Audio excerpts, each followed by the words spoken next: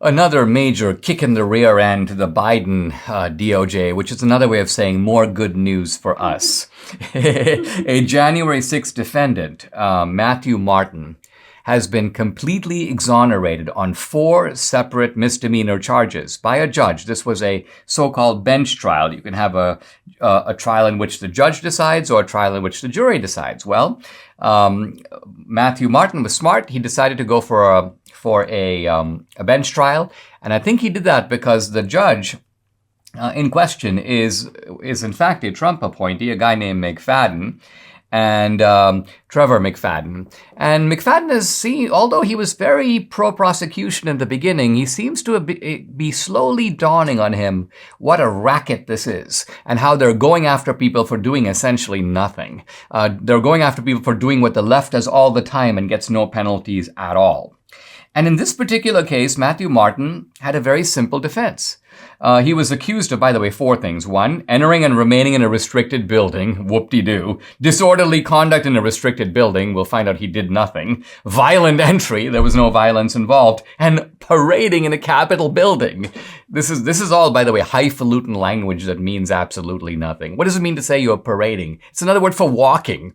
Dinesh paraded to his podcast this morning. So this is all fancy language that's intended to sort of beguile and bamboozle the jury and the judge. Well, the judge wasn't going for it. Now, this guy, Matthew Martin, had a very simple defense.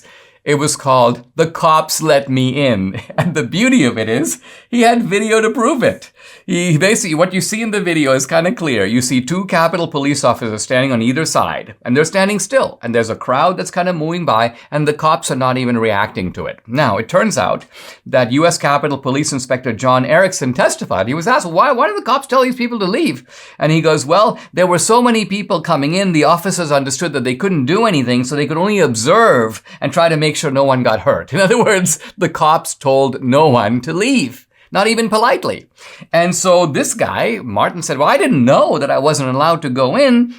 And the video was a little ambiguous as to whether the cops waved Martin in. But apparently Martin thought so. Martin basically testified. He testified in his own defense.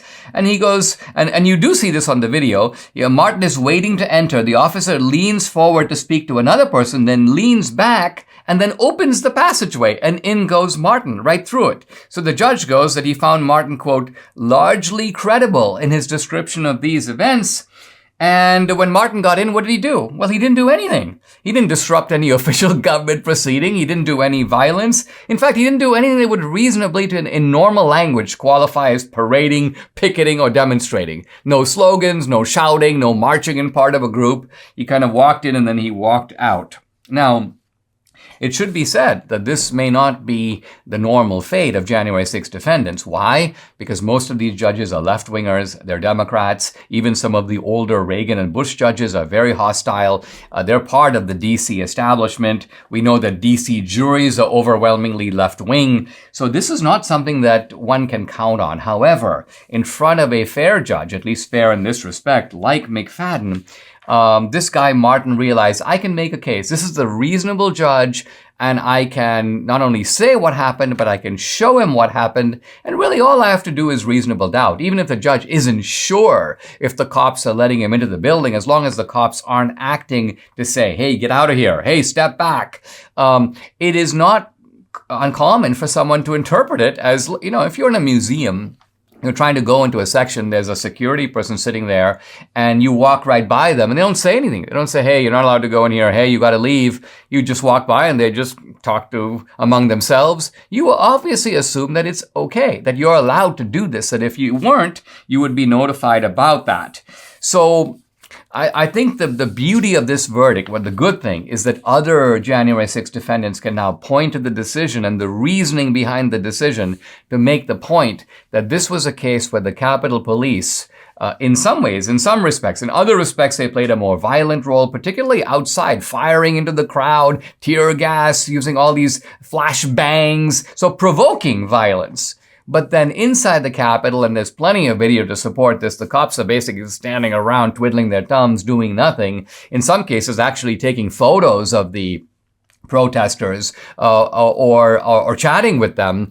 And so the protesters can be forgiven for assuming that what they were doing was, in this case, okay.